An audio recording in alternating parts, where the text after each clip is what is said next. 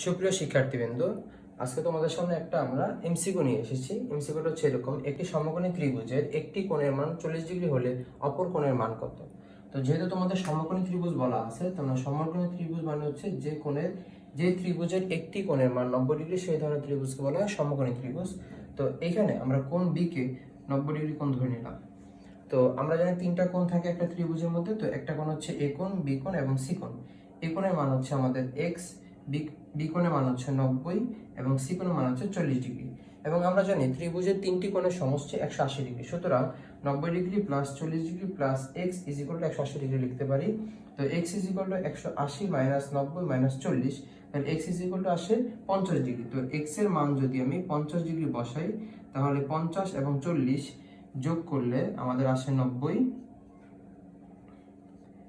এবং এই যে 90 কোণ, এই 90 ডিগ্রি, তাহলে 90 ডিগ্রি প্লাস 90 ডিগ্রি টোটাল আমাদের আসে 180 ডিগ্রি।